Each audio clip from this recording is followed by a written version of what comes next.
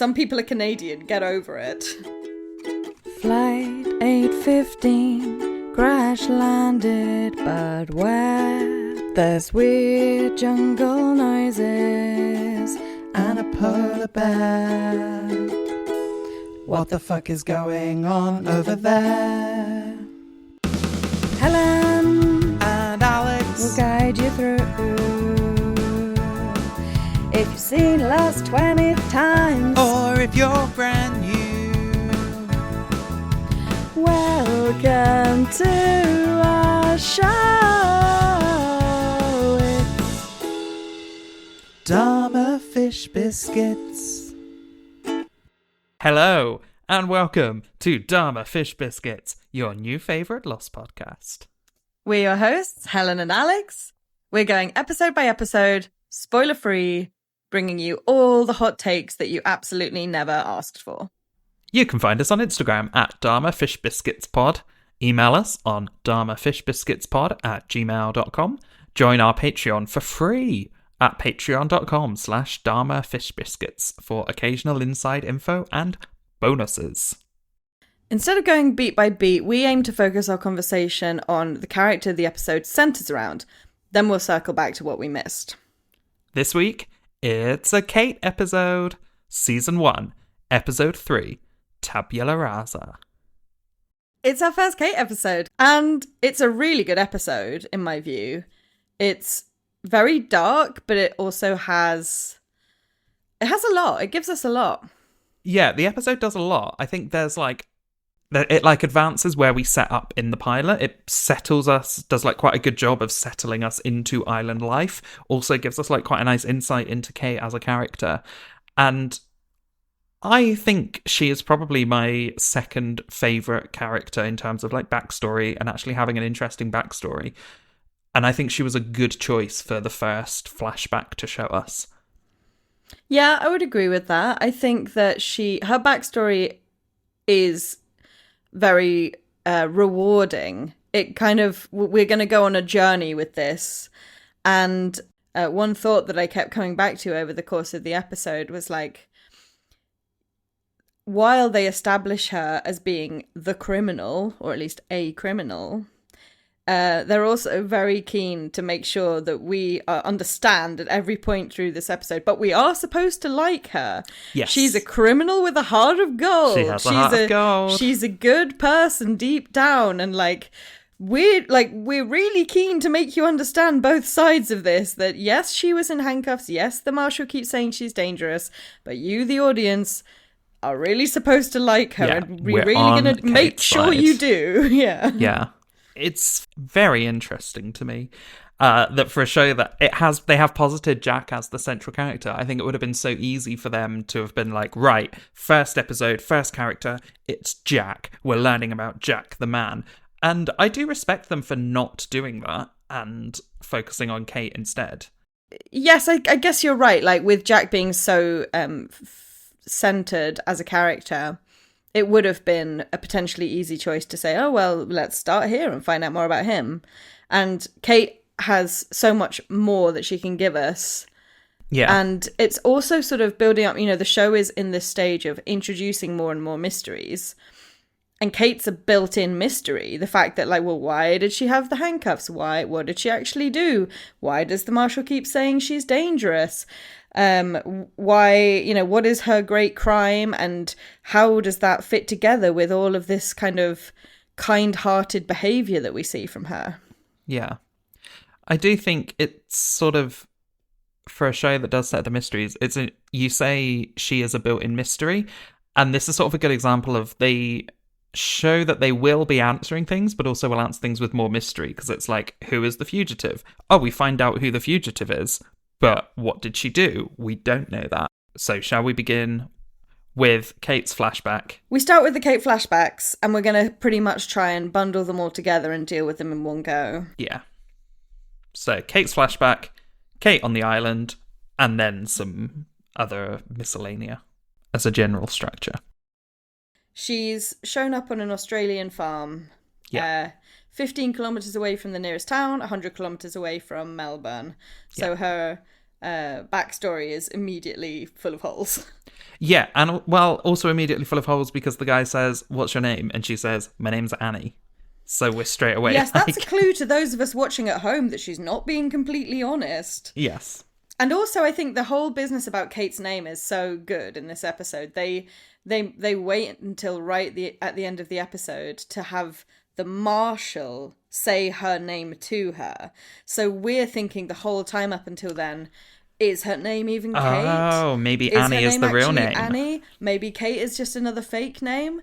And it tells, we get confirmed by the end of the episode that yes, her name actually is Kate. And I think that brings with it its own set of questions about, in this place where you can reinvent yourself and rebuild your identity and nobody knows anything about your past, she has chosen to ultimately be herself and take her own identity and not at least deceive people in that way. Yeah, which I think... It's significant, I think. Yeah, like you said, it's another signifier that we're supposed to be on her side and that whatever has happened in her past, she is now choosing this blank slate to be herself. Yeah. So, farmer finds her. He tells her that his wife died. He's got a hell of a mortgage, too many Alex. chores and a hell of a mortgage. Would you like to write a hell of a mortgage jingle? I'd love that. I'm going to say no to that. It is funny that his immediate thing is like, I've got too many chores and a hell of a mortgage. Hell of a mortgage. If you help me out with the first one, I'll give you a fair wage and let you stay here for free. I'm like, what? That's not going to help with the mortgage. Yeah, if anything, that'll make the mortgage worse, won't it? My question about Ray, but more about the writer's construction of Ray. Why does he have a fake arm? It feels like such a specific character trait. Just for, at one point, her to go to shake his hand and him to be like, nope, because I'm a lefty. Well, the payoff is, of course, when she's dragging him up the hill and the arm comes off. But Is that a payoff? I was going to say, off. It's also just like, well, why... Oh, I suppose part of the reason would be it kind of gives him extra motivation with him having too many chores. Some of these chores are probably really difficult for him because he only has one functioning hand and arm. I guess so.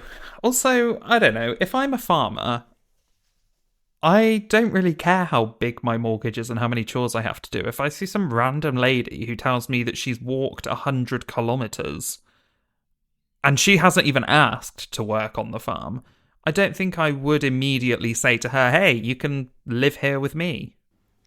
I mean, my take is if I was a farmer and I had too many chores and a hell of a mortgage and only one arm, I would probably be like, I could sell this farm and go and live in a flat in Melbourne. Sell the farm. Wow, Melbourne's 100 kilometres away. Yeah, but Melbourne's great. So the next scene we see is 3 months later. He says she's been here 3 months. She's taking her wages out of a tin can, and he tells her, "No, she's going to disappear in the middle of the night. They could give you a good toaster for that." Yeah, this whole sequence where she's about to pack up and leave in the middle of the night, he convinces her to stay and says, "I'll drive you to the train station in the morning." Then they're in the car and she sees the marshal kind of coming to get her, and she understands that he's ratted her out. It's really sad because we really buy their friendship and their connection, even though we've had so little time with them. Yeah. And you sort of, you feel for him as well, because he's doing something that was a hard moral decision for him. Yeah, and like actually at no point does he throw it in her face and say, well, you lied to me this whole time, or Yeah. You're a dangerous criminal. He literally, all he wants to tell her is, you deserve to get to start over, and I wish I could have helped you more. Yeah, and I like the fact that he says, it was a hard decision. I had to think about it. Like, it probably speaks to her character and what an impact she has had on him. That he's like, yeah, I care about you so much. I don't know. I think you do get the impression from early on that he's very willing to sort of take her on trust. He understands immediately that she's lying to him. Either she's lying or she is on the run if she's been walking for 100 kilometers. Yeah. And he is basically fine with that. He's just like, you've got your business. I don't need to get involved in your business. Yeah. You've got a right to live and sort of make the best of things like anyone else. And I think that's kind of where he's coming from when he says it was a hard decision. I really had to think about it. Like, he, partly that's they clearly have this friendship and this closeness. But I think also he felt that he was doing the morally right thing by helping her and by giving her a place to stay. Yeah. Do you remember how much the reward was, Helen? $23,000? $23,000. That's a number, Alex. Just a number. Kate just leans over and grabs the wheel, and it goes from like slightly veering off the road to suddenly flip-flopping multiple times down the bottom of a hill, and then it's on fire. Yeah, I have a lot of respect for Kate Austen. This was not one of her better moments. I don't know what her plan was. The whole time I was watching it, I was just like, isn't the best thing you could do would be to sort of like free yourself and get out the door and like drop and roll out the car, and in the hope that you could maybe like first of all run, and secondly like yes, Helen, get in like a hitchhiking situation or something. I know that it's a tough one. Like, it's not easy to outrun a car. Obviously she wanted to save Ray's life, and that I admire and respect. Yeah, but like pull him out of the car and then run in the opposite direction to the road where the marshal is. You don't have to pull him all the way up the hill. And I mean honestly, what did you think was going to happen? Because she gets there, she pulls him up and she pops him down, and then the marshal is literally right next to her with like a gun to her head. It's like, you also saw him coming. Like, just be real. Yeah. I'll be really honest. When they had the big car flipping over accident, I was like, oh shit, Ray is dead. Holy shit. Now I understand why Kate is considered so dangerous and so sort of like... And then it was like, 2 minutes later, no, he didn't die. And I was like, oh, he didn't okay. Die. She just pulled his prosthetic arm off. Not only did he not die, this was actually all there just to show us how great Kate is and how actually kind-hearted and lovely she is. So that didn't really have the effect that I was thinking. And that's pretty much the end of the flashback. We just get like one more quick flashback to what we've already seen on the crash of her asking the marshal for a favour. Yeah, and we find out ultimately what the favour was. We do. It was that Ray should get his $23,000. Because why? He's got a hell of a mortgage. I have to say, I'm a person who really doesn't enjoy seeing people get hit in the head on TV. It's one of my real pet hates. Like seeing like head traumas, people getting kicked, hit, smashed over the head with things. I really, really can't take it. Watching the marshal get whacked by the suitcase in his forehead, I could watch it over and over. I fucking love it. Like, what a joy. Oh, excellent. So that is the end of our first flashback.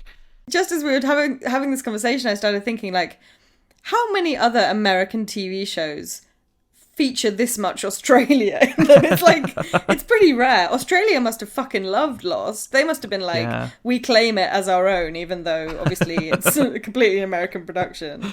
Yeah. If you're Australian, get in touch. Did you love Lost? Did the whole of Australia embrace Lost? Have you seen The Leftovers? Yes. Okay, I haven't watched the finale. We've watched everything up to the finale, and maybe next time I go home we'll watch the finale. Does that take place in Australia? The third season, they go to Australia. It was a long time ago I watched it. I really, really, really want to rewatch it. It's one of the best things I've seen. So everyone says this, and I don't know whether it's just because I watched it with Connor, and Connor doesn't care about character-based drama. Connor loves plot and hates character. But I've found it quite difficult to really get on board with it and sort of see what I'm supposed to be getting from like I can tell that individual performances are amazing, but I'm like, I don't really see the overall vision. Because also Damon Lindelof was like, of course, largely created it. Yeah, he simply loves Australia. In a way, it was like his. If I could do Lost again, what would I do? I think it is. It learns a lot of the lessons that Lost teaches in terms of how to work with mystery and kind of those kinds of issues in the story in a way that feels satisfying for the viewer without sort of just simply laying answers out in a really straightforward way. Shall we see what's happening on the island? Let's do it. Hey, guess what, Alex? What? The team that went on the hike are on their way back down and they're saying, oh, it's getting dark. We need to make camp. Oh, really? Maybe you should have been like me and thought about that immediately when you looked at how far you were going to hike and had the realization that that's really far and you can't do it over the course of a day. Why are you realizing this just now? Also, they haven't brought anything with them to camp. They're just literally sleeping on the grass next to a fire. Yeah, seems fine though. Yeah. Lucky it wasn't the next night when it rained constantly. Okay, so the next thing I have to say about Kate is when they're all around the campfire and Saeed tells them that they shouldn't tell anyone about the transceiver. Oh, yeah. And Kate says, so we lie. And she's like projecting this discomfort with lying to the group of them, which like, is that her trying to make herself out to be this nice innocent person that would never possibly lie? Like, what, you want us to lie? Or is she being genuine because, as we pointed out, she's using her real name here? Is she actually letting her real feelings be known to these people? I don't think that I don't think she's objecting to the suggestion that they lie. I think she is just she is pointing out that if we withhold this information from people, that means we are going to have to actively lie. And we see over the course of the episode that causes some problems because not everyone is as willing or able to lie. Also, it's so... I guess I've never really watched these quite as in-depth as we are now and like actually actively taking note of the actual words people are saying. But it's interesting to see parallels. In the last episode, or maybe the one before, we had Charlie talking about whether we have to go back.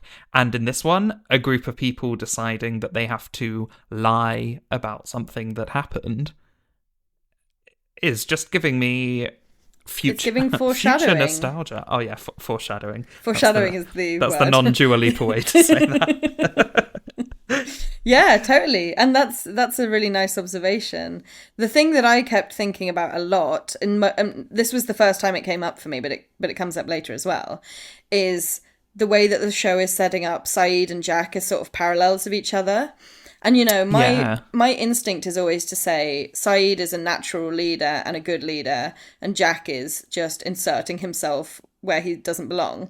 But I think the show at this stage is kind of giving us these two leader candidates, and they have some of the same traits and some of the same weaknesses. I mean, even they make it like very, very parallel when they even have Saeed do a Jack and kind of with his flaming torch show the path that the airplane was taking and saying, well, it would have gone here and then it would have gone here and then this happened. And I was like, Jack? and also the fact that he doesn't consult or suggest or sort of debate with the group about, well, should we keep this information from everyone? He says, we're not telling anyone about this. And I was like, that's very Jack as well. Yeah, I do. So what he says is, if they tell them, we take away their hope, and hope is a very dangerous thing to lose. Which yes, I think he has a reasonable argument. Yeah, I think it's really nice because we almost get both sides of it, because I feel like you can't really argue with him there. Like, people need hope. But then by Kate saying, so we lie, it's sort of like this reminder of, don't get too comfortable with what we're doing, because like it is still lying to everyone. Which team are you on, Helen? Are you on team let people have hope and don't tell them that the transceiver is not going to work because there's a French person who's been here for 16 years? Or are you team everyone should be on the same page and everyone should know everything that's going on? I'm team transparency, and I'll tell you why. I am very bad at lying. So if I was in that group and they were saying, oh, we just won't tell them what we heard, it would truly only be a matter of time before I let slip in a really inconvenient way that there was a French message that had been transmitted for 16 years. Yeah, I think for me, I guess sort of similar. It's not so much the lying, and I feel like I'd be okay to be like, no, we couldn't get the transceiver to work, but I'd need a really ironclad tight what really happened then. I'm going to need a Q&A document here, guys, that I can memorize. I'll tell you what I did find what I did have more of a negative reaction to was Saeed at the end of the episode telling people, collect your electronics, phones, laptops. We can use them to boost the signal and we can try again. I was I like, had well, a note hang about on. this as well. Now you're giving them false hope. You're not. Yeah. I understand that you want to keep hope alive, but you're promising something that you know you can't deliver on. And also just a waste of resources. Like, because everything else he says is really useful. Like, set up a tarp to collect rainwater. Yeah, absolutely. We need rainwater.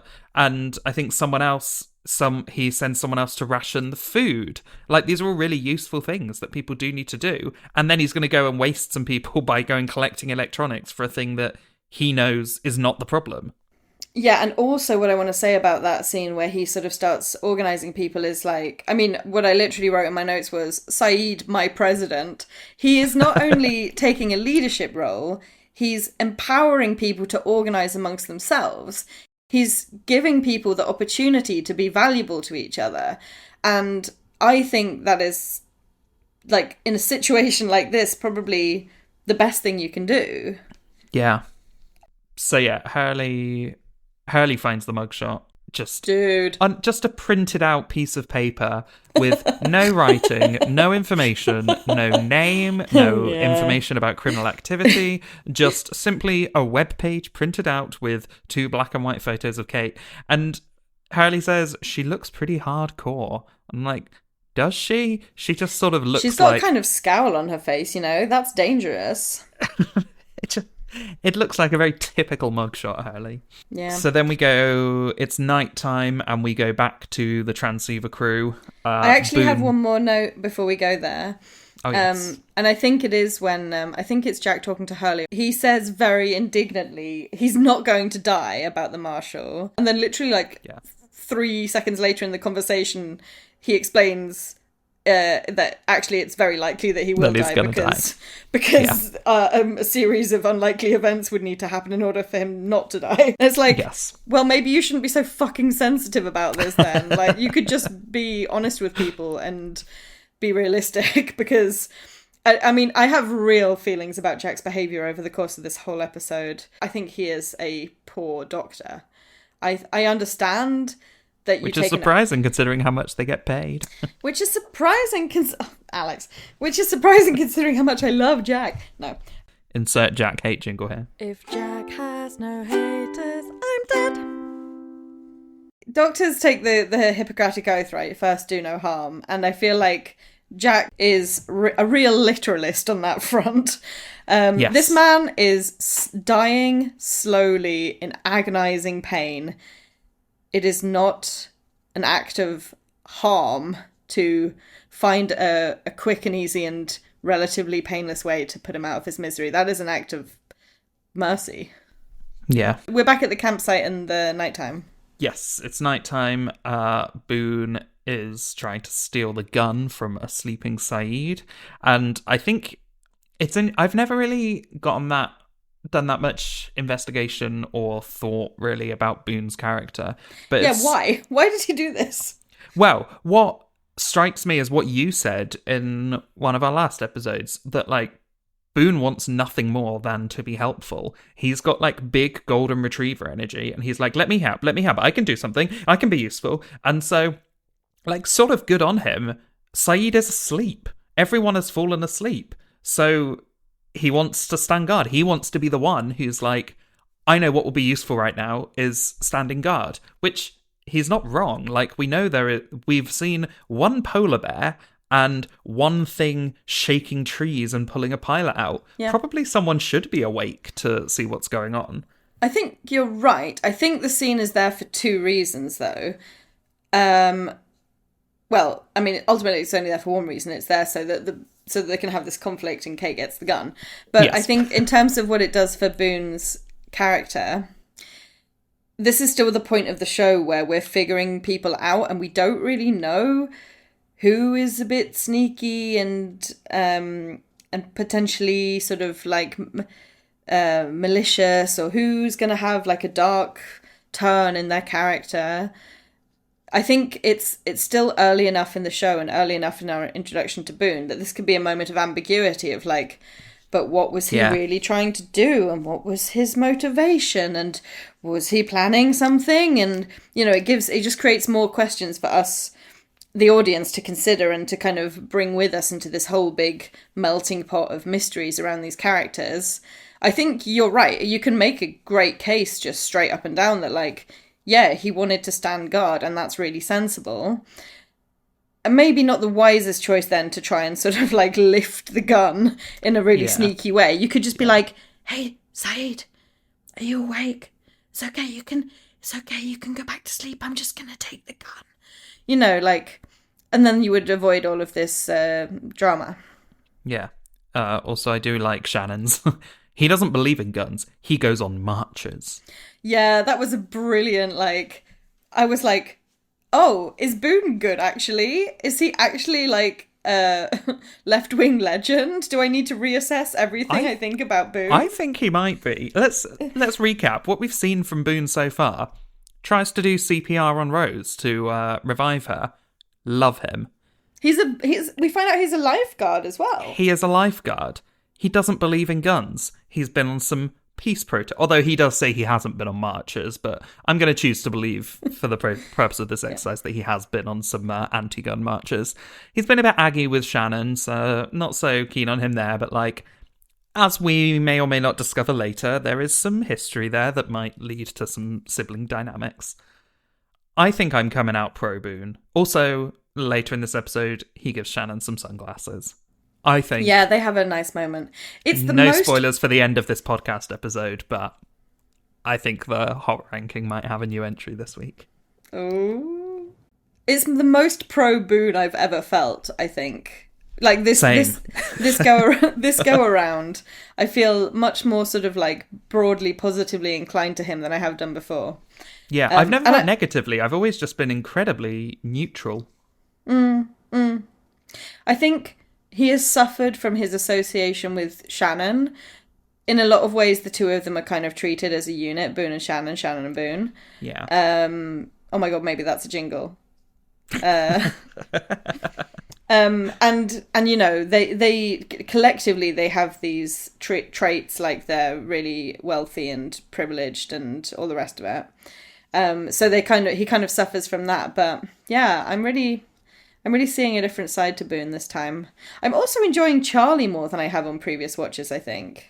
Oh, that's good. I always found Charlie quite annoying, and then this time around I am a bit like, but he's lightening the mood. Sweet. He's contributing in his way. I also, props to Charlie when Sawyer says, "Oh, give the gun to Al Jazeera," and Charlie pipes up, "Al Jazeera's a network." It was great. It was a really nice little moment. He just is like, I mean, get your facts right. If you're going to be racist, like, yeah, I was a little bit impressed with Charlie in that moment. Yeah. Kate ends up with the gun, and it's a whole big thing of like, oh yeah, Kate's the safe one, and it's supposed to very dramatic irony because we know she's a criminal. It's so dramatic irony. Yeah, it's a little bit on the nose, isn't it? To be like, I mean, that she has successfully sold this picture of herself as a slightly innocent but very competent and trustworthy member of the group. They get back to the beach. We've talked a little bit about Saeed's plan. I thought it was really interesting here that Lost shows us where its priorities in terms of storytelling are, because as Saeed is saying, like, we'll have one group getting electronics, one group getting the water. The sound of that just fades into the background as we get in tight on Jack and Kate saying, "I need to tell you something." And it's like, oh yeah, Lost is so much more interested in character dynamics than it is about actual survival techniques. Yeah, totally. It's just not interested, and that's fine. You know, different shows can approach these in different ways. I have a little challenge to Kate. It's the Kate stop deferring to Jack's authority challenge. I understand. I can understand to a certain degree that she doesn't feel comfortable keeping this big secret from Jack because the two of them have had a kind of connection. They see something in each other that is, I don't know what you would call it, but they sort of see a co-pilot in each other, I think. Yeah. And but that's maybe a weird. poor choice of words, RAP pilot. And co-pilot, I guess. But it's weird though, because Jack doesn't have any, like you were saying, Saeed and Jack are these sort of two parallels, but Jack really takes the reins in terms of medical and saving lives in that sense, but Saeed is the tech man, and we've seen nothing from Jack that indicates he knows anything about technology or really any like plan to get them rescued. No. It is kind of weird for her to go. He doesn't have that knowledge or the plans. What he has is an absolute insistence that she's not allowed to do anything without telling him, and actually she shouldn't be doing it at all. And if she is going to do it, then he has to come to see previous episode. So I think she does feel in a way that he has some kind of authority in the group, and that she has to tell him because he's one of the important people. You know, he's one of the A-team who actually gets included in this kind of thing. She kind of half refers to it. She tells him the secret, and then she says, I wanted to tell you, like with a little bit of emphasis on the you, implying, you know, we're not going to tell everyone, but I wanted to tell you. And I was like, I would love to hear the rest of that sentence. Like, I wanted to tell you because why? Why? This is when, after she tells him that, he says, anything else? And she's got nothing. She just says, oh, how's that man with the shrapnel in his side, who I have definitely never encountered before? I feel like Kate, during this scene, she's really sort of feeling out her next move when it comes to the Marshal. She's really playing... She's got her hand of cards, and the hand of cards is telling her he might just die without anyone ever finding anything out, and that would be ideal. So she's trying to sort of figure out, like, is he gonna die? And if he is gonna die, could we maybe hurry it along a little bit? And you know, doing all of that without trying not to look suspicious, of course. I mean, we are starting to have conflicting lies, because then she asks if he's woken up, if he said anything, and Jack says no. Yeah, he's also lying. So he's also keeping cards close to his chest. Yeah. Jack says, it's not my business, not my problem. I think that might have been when Hurley asks him what he's going to do about the mugshot. And I'm like, if only Jack would lean into that attitude more through the course of this whole show, so many things would have been better. This is truly the last time we ever hear Jack say, that's none of my business, not my problem. Jack considers everything to be his business and his problem from this moment forward. Call me out if I'm wrong, but I don't believe I am. I don't believe you're wrong. So the next scene, Hurley meets Kate. And this is brilliant. I love this scene. I think in a world of Jack looking tortured and like creating some real tension and drama and long dramatic stares and, oh, what do I do? It's so nice to have someone who I would say is a bit more relatable in their panic of like, oh shit, she's a criminal. Oh my god, she's got a gun.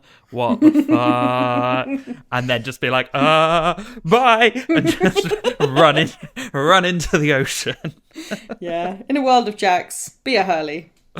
He is great, and like you say, it's like it's his performance is so dropped in and believable at the same time as being a very funny, like, comic relief moment. It's like, this is how people would actually behave in this situation. Yeah. This episode does a really good job of establishing Hurley as that comic relief, but not comic relief, like, existing in some outer sphere somewhere, being funny, but, like, against his wishes, he is in the drama. Like, right from when Jack said, hey, you... Hurley has been there, and he's been the person that Jack has calling on. And like, he is there helping with the Marshal, and he really doesn't want to be, and he passes out. He's there, has now seen Kate's mugshot, that he doesn't want this knowledge, and now he has to look at Kate and see that she's got a gun. And I like the fact that they include him in everything to be like nice and lighthearted. Yeah, we're rounding out his character, and it's a joy. Yeah. The next thing that happens with Kate is this scene where the Marshal wakes up, he strangles Kate. He's very active for a man who was recently quite unconscious. Yeah, he opens his eyes and he's immediately strangling Kate, and I do find it really scary. Like the sort of, I don't find it hugely realistic, I have to say. I guess he does think that she's about to kill him because she's right up in his face. Yeah. And do you think we sort of touched on this last week with him saying, maybe they'll believe you, I sure do. Do you think he knows that she was doing things for good motivations, but he doesn't care and he just wants to get his prisoner?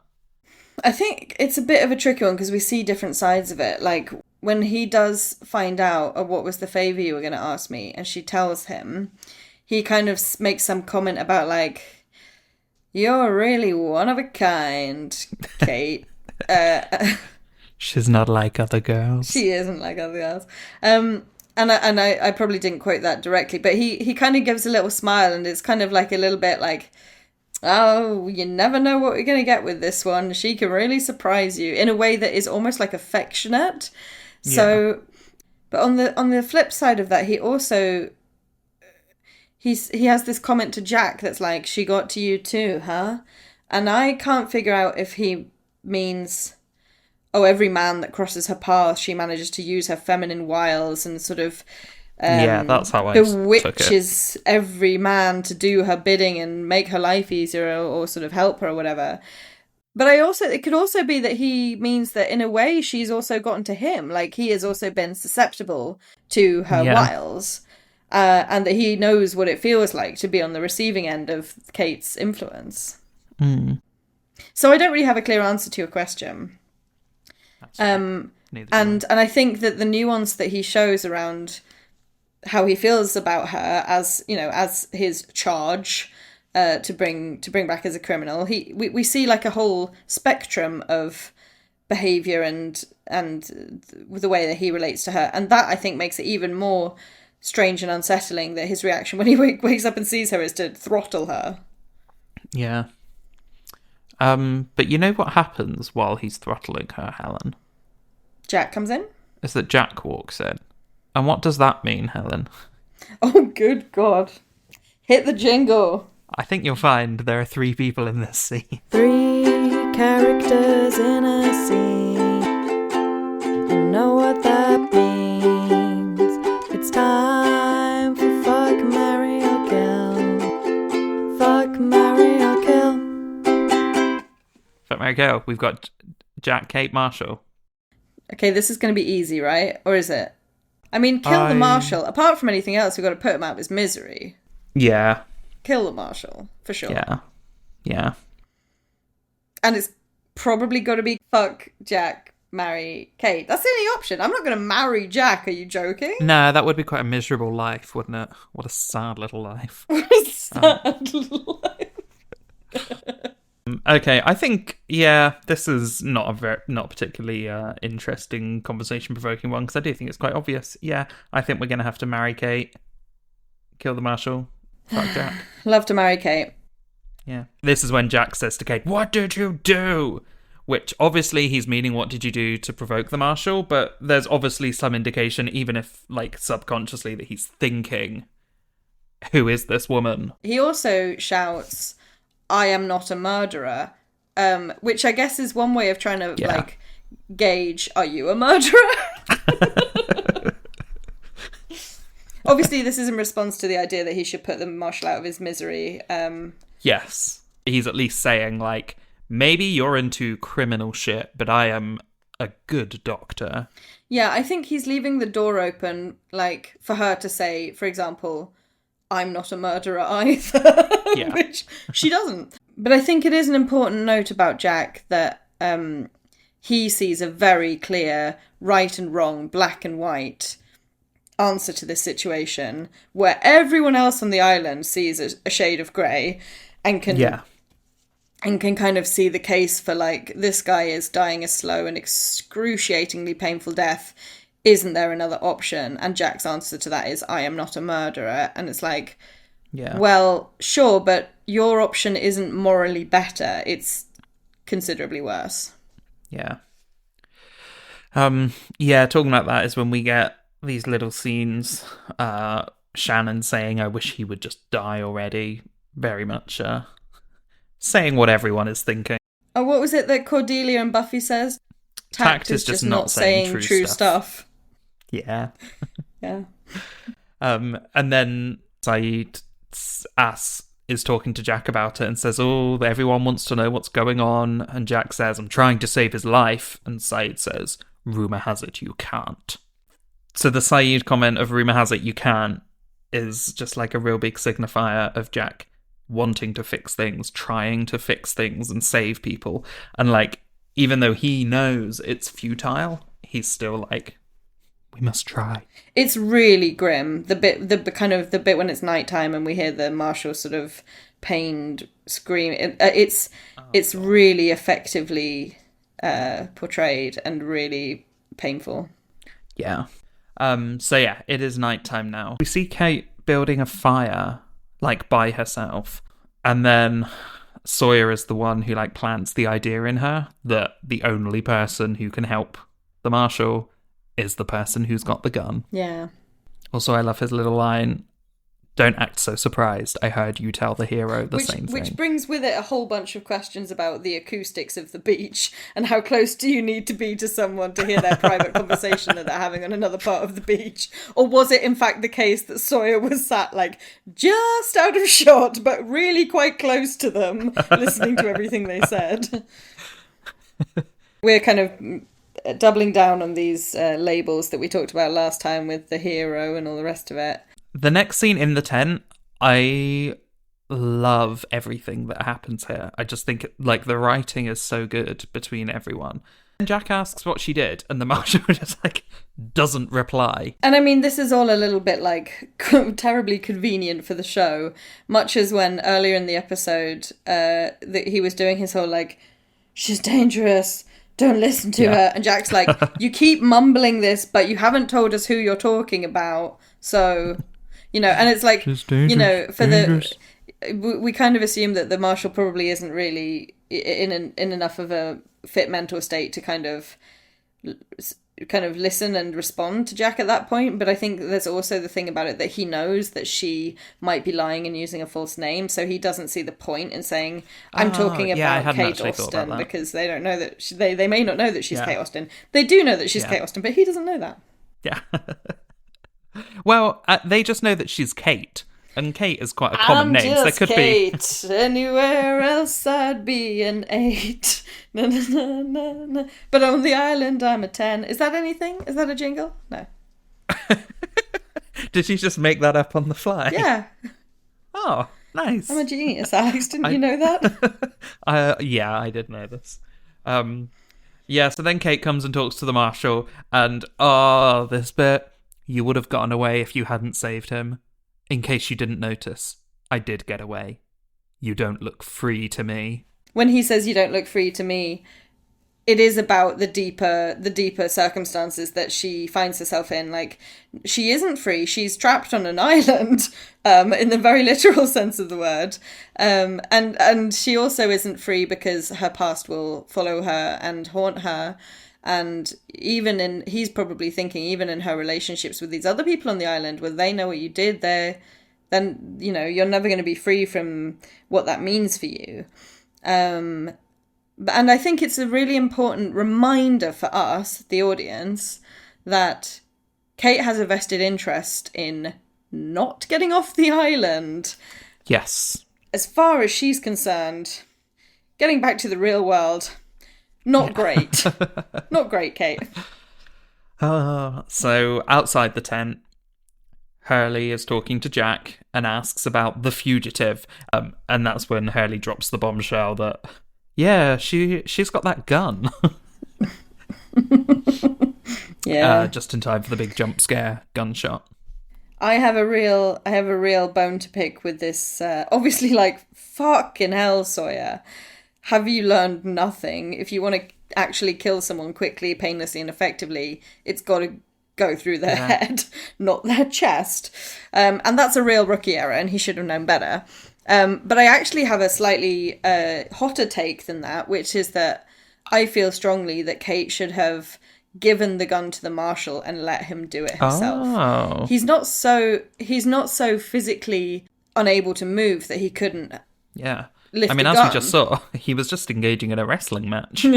Yeah, and I think that, like, you know, Sawyer says he asked me to, and I believe him, but I think in that moment of life and death, like, the autonomy has to be with the person whose life it is, and for him to make that decision for himself and take control over his own choice to die would have been so much more powerful and moral, I think, rather than Sawyer doing him a favour and also completely shitting the bed.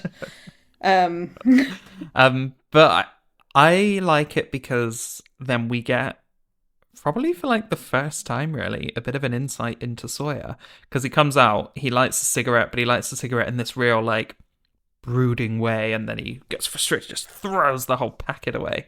And it's sort of the first time that we see Sawyer have some like deeper thoughts and more feelings, and he's not just a bad boy here to give everyone a nickname and act really aloof. And you see that he is actually like quite affected by what he did and the fact that he prolonged someone's suffering. Yeah, the performance there from Josh Holloway is really nice and nuanced. The way, I mean, we have, like you say, the moment of sort of, we see his kind of struggling to deal with, you know, he's not unmoved by the fact that he just shot someone and intending to kill them. He's not so sort of desensitized to that it's something he can just do and walk away from. But then this moment of utter grief when he realizes that, oh, I did not kill him. He's suffering more because of me. He's going to die a slower and more painful death. I really fucking shit the bed.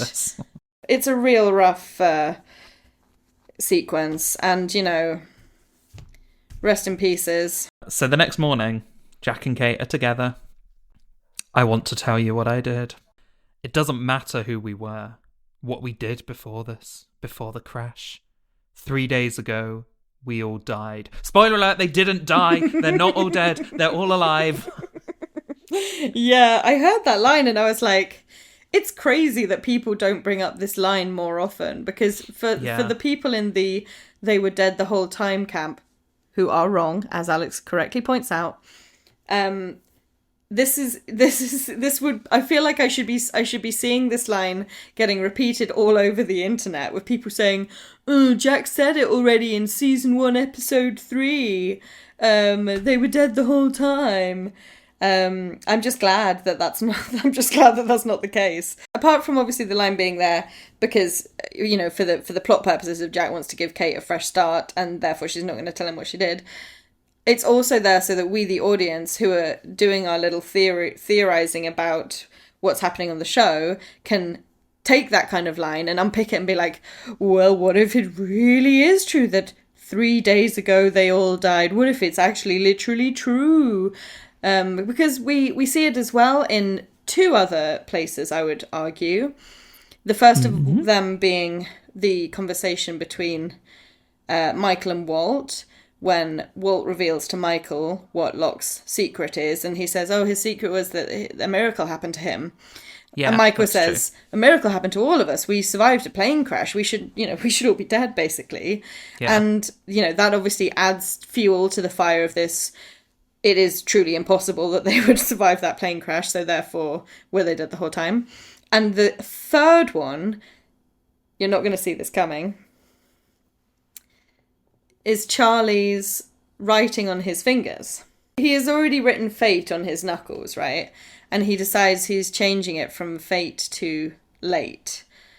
Yeah. And that's odd.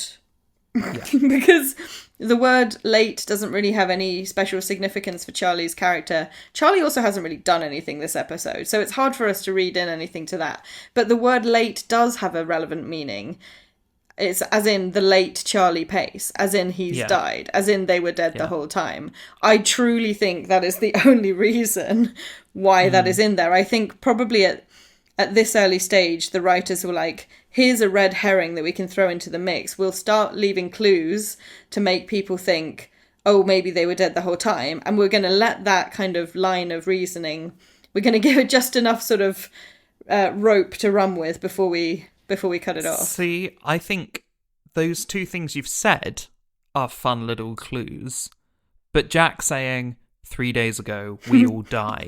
That's not literal. A clue. That's him. That's so on the nose that I don't know how you couldn't be like, oh, it's one of those things that because they've said it, that's obviously not true because he's said it outright. But also just in the context of him having a conversation with Kate, outside of it being a television show of, oh, are they dead the whole time? Who knows? Like, just having a conversation being like, 3 days ago, we all died. You'd be like, no, we didn't. What the fuck are you talking about? 48 of us survived, famously. Yeah. I wish he'd said something like it's... a bit more like, part of us died, or we left our life. Even saying like, we left our lives behind, like, has both the emotional sense of we've left lives, but also could have the ambiguous, are they dead if they've left their lives behind? I don't know. I think that's a very good point. Thanks. It's not a natural thing to say as a human being. Like, it's not a natural way to phrase that sentiment. And also, like you say, if they wanted to spur on the theorists, then they probably should have said it like a little bit more subtly. Yeah. Okay. I think Are we that's all done we've with got for Kate? We're done with Kate. We just got to go right back to the beginning and find everything else that's not about Kate. Easy. Okay, great. Let's go back. The episode starts with like a little montage of like people going through the rubbish. Yeah, chuck all this shit out. But also there's like a little bit of realism there because like there's a couple that are checking the labels, I assume like the size of clothing, and it is little things like that I do appreciate. No one else knows about the French message.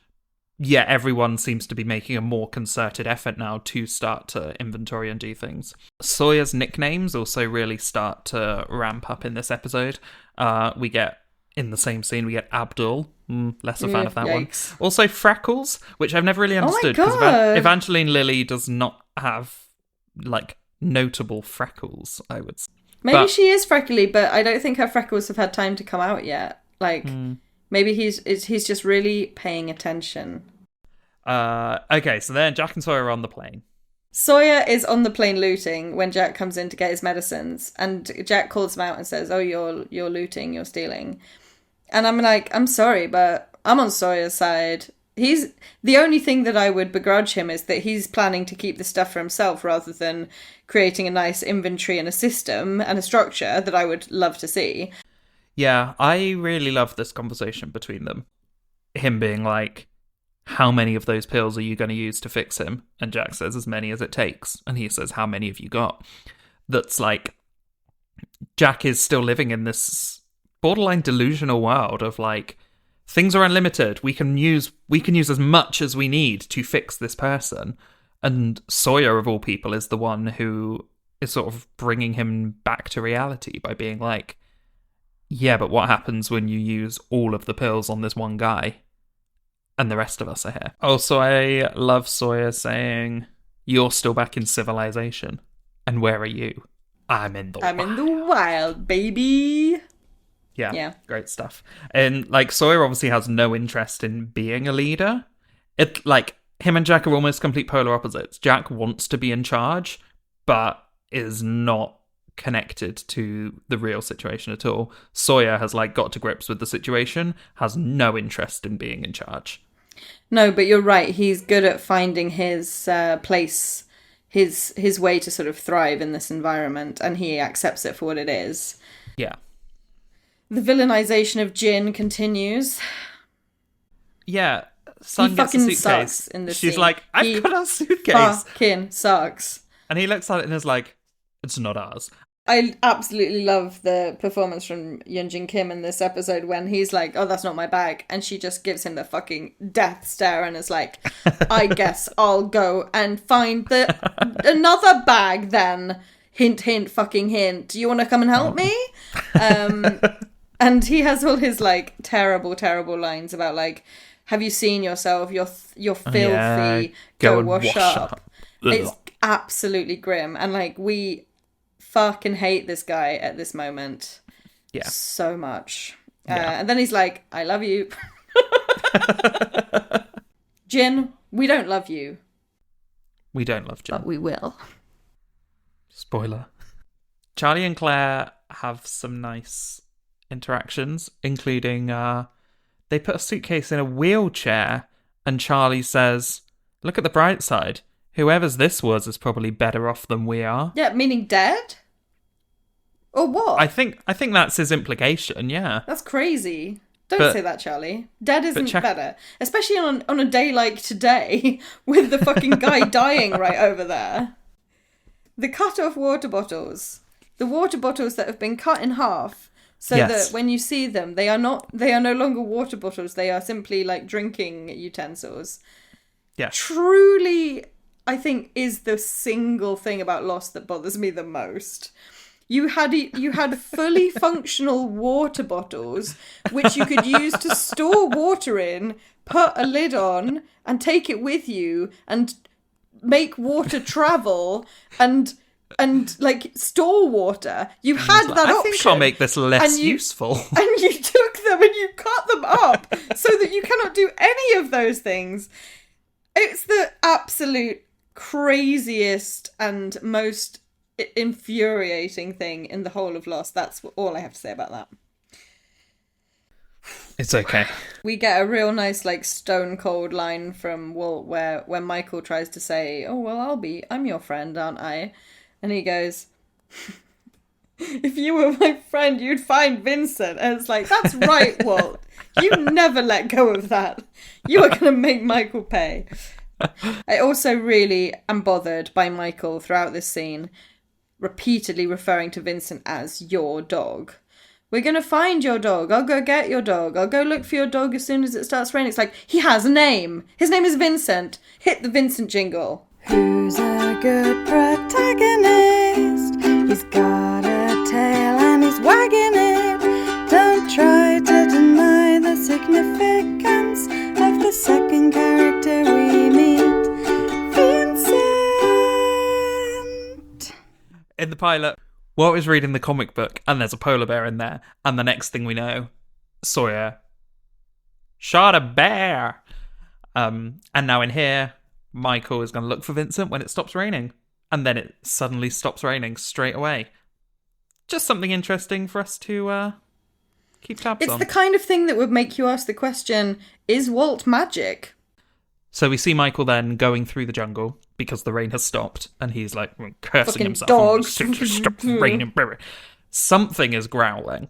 Is the growling coming from A, the thing that was knocking trees down, B, a wild boar, C, Vincent, or D, another polar bear? I feel very clear on the fact that it's a wild boar. That to me You do? is... Okay. I feel no doubt in my mind about that. It was giving wild boar.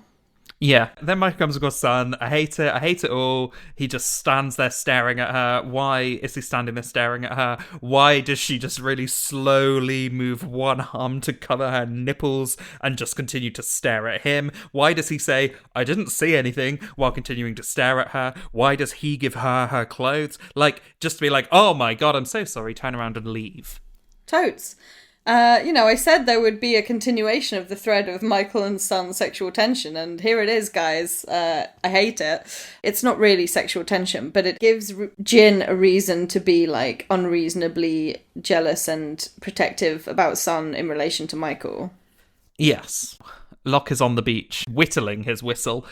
Charlie comes over and sits by him, and this is the first time we've seen the two of them together. And Charlie tries to relate to him by talking about the tribal flutes he once played, and Locke does not even dignify him with a response. Yes, "Charlie, please give me validation pace. I played some tribal flutes on a record once. Pause, pause, pause. No response. I'm in a band. Yeah. I did notice that during that scene there was the most beautiful sunset happening behind them, and the lighting was just gorgeous. And the whole scene, even though it was like only a small moment, was just visually so beautiful. And it's just one of those things that Lost does so well. Yeah. Another really great and really, like, Lostian thing about that scene is we know that Locke is whittling a whistle, but Charlie doesn't ask any follow-up questions about that, such as why, or for what purpose, or what are you going to do with that when it's done? So the scene kind of passes us by almost as just a little tiny little vignette amongst all the action of the episode.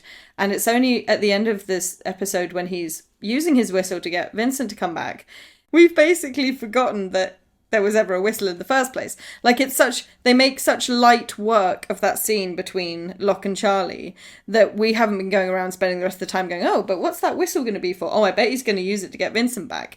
They have such a light touch on that it makes it a really satisfying payoff and a really nice character moment when he gets Vincent back. I think Locke is having a very different experience to everyone else on the island, I feel. That it is shown to us quite visually here.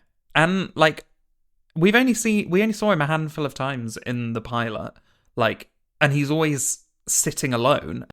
He's sort of serene, he's sitting cross-legged. This is also, like, the first thing we've really seen him do is make a whistle in order to get Vincent back for Walt. But not even for Walt, but for Michael to give to Walt. For a character that in the first two we made a point of being like, there's sort of this ambivalent, borderline ominous energy about Locke. This is like, oh, maybe he is a nice guy. Well, okay, yes. And then we get the final shot of the episode, which we'll get to. So shortly. it's keeping us in the ominous, ambiguous territory, right? Because I had that thought when Locke goes to Michael and he says, I found Vincent, I've got him back, he's tied up over here, I want you to have this win, basically. I know how badly you need it with Walt. I know how, like, rough it's been for you guys. I think you should be the one to return his dog to him. I was like, wow, this is such a beautiful, generous, sweet gesture from Locke. This is not at all how I remember his character being established at the start of season 1. And then, we get to the last shot of the episode and it's like, we've had this beautiful, we'll come back to it, but we had this beautiful music montage and gorgeous little scenes of this moments of little connection and happiness and smiles and in all of the things, and then the music turns and the camera pans onto Locke's face staring at Walt and Michael and looking extremely ominous. And so when we got to that bit at the end, I was like, oh yeah, that's why I don't remember that as being the key element of Locke's character in season 1, as his being like super nice, friendly, happy, helpful. I was like, oh yeah, because the show was giving us very much two different sides of that coin. Yeah. Shall we go into the musical montage? Yeah, that is the last thing I've got. And it starts with Hurley and his headphones. Iconic. Oh, yeah. The song is beautiful. Wash Away by Joe Purdy. I loved it so much, and also it's a ukulele song, right? It's the first kind of canonical use of ukulele in the show. The whole montage is just gorgeous. We have Jin kind of softening a bit and showing a bit of tenderness. We see him being tender towards Sun. Sun is asleep, so she doesn't see it. So she's still mad, but it's there. But it is there. We get the lovely little Shannon and Boone sunglasses moment. They're sort of making up. We've got the lovely little scene between Saeed and Sawyer, the throwing and catching of the apple. Saeed is a much better man than I am. After the litany of racism from Sawyer, I would not be throwing him an apple.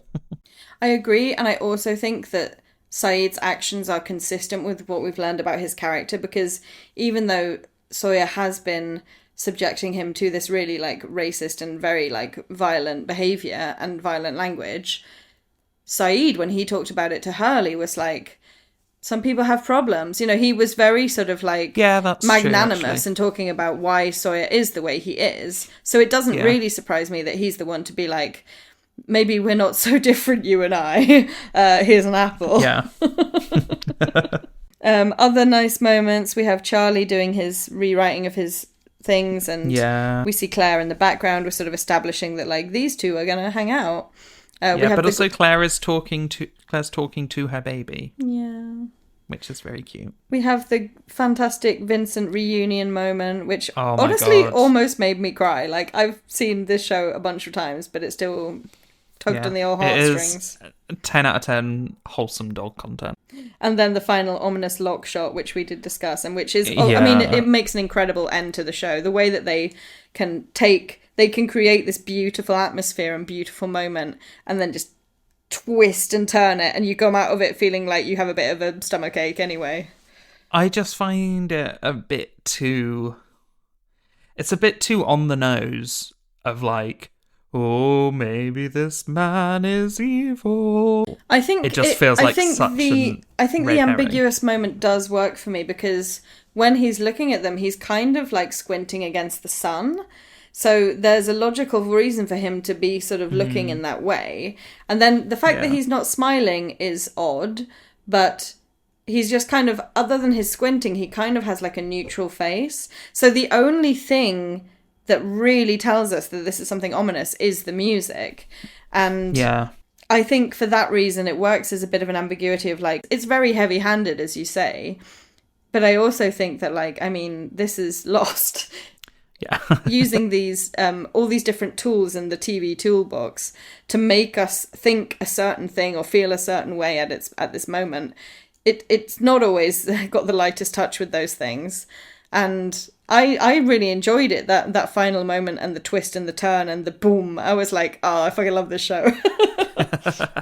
See, I think you're right in that everything, if you took the music away, it wouldn't have as much of an ominous feel to it. And maybe that's why I don't like it as much, because it almost feels a bit disingenuous to the viewer. I do see where you're coming from. Yeah. I have one final note before we wrap it all up.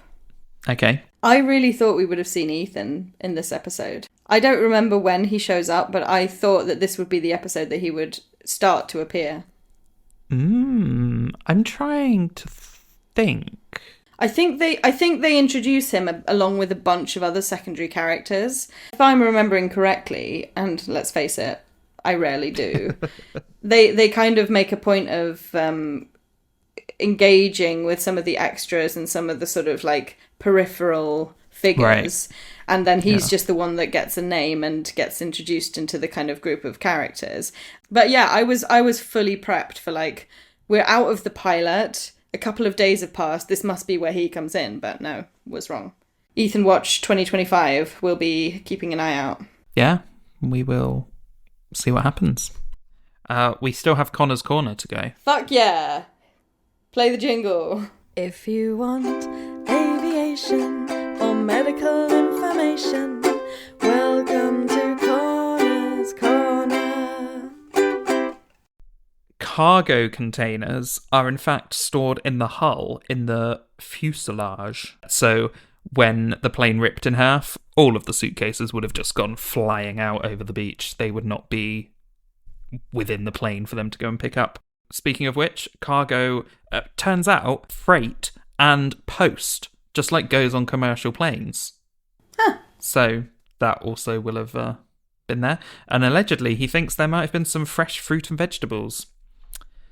If you shoot someone in the lung, they will not bleed out of their mouth and take hours to die. By the time blood is coming out of their mouth, that means that they cannot perfuse gas, so they will actually suffocate very quickly. That is all the medical and aviation news we have. Hot ranking of the week. I'm voting Sun. She looks fucking good in this episode. Not least in the shower scene, but also in the bit where like Jin tenderly brushes the hair off her face. It was like, she's so pretty. It's Boone. You hinted at that earlier. Yeah, I hinted at it by saying it. Well, tell me about your Boone feelings. He's the closest thing to an attractive person on the island. So, wow. The closest thing to an attractive male on the island. And we find out this week that he is a real pacifist, which really does it for me. That appeals to you. That's nice. And he paperclipped Shannon's sunglasses back together. Now we need to do your convoluted ranking system. Heart can be physical, heart can be emotional. Heart is whatever we decide, and everyone's attractive, but who's top of the ranking? Who's the hottest one on this island? So we have our previous list from last week was Shannon in the top spot, then Kate, then Saeed. Our newcomers, unless they have multiple votes, I guess are coming up underneath. I don't think either of them achieved enough hotness in this episode to like push them up the rankings. I've just made an executive decision. This is the ranking now. Shannon, Kate, Saeed, Sun, Boone. Great. So the newcomers have just gone on the bottom. I think that should be our like standard thing. Okay, yeah, that sounds good. And then we move people up until if they we get have multiple. like significant reasons to move up or down. Yeah. Yeah. Okay, good. All right, that's it for this episode of Dharma Fish Biscuits. Thank you so much for listening. If you like us, please leave us a nice review. That would make us very happy. You can also email us on dharmafishbiscuitspod@gmail.com. You can find us on Instagram at dharmafishbiscuitspod. Our Patreon, which is free for now. For now. You want to be an early adopter and get on this free shit while it's free, okay? And that's on Dharma Fish Biscuits. It's on patreon.com/dharmafishbiscuits. Peace. Next episode is Walkabout, and I am personally very excited because I fucking love Walkabout. It's a lock episode, baby. Baby. See you in another life, Helen. I'll see you in another life, brother.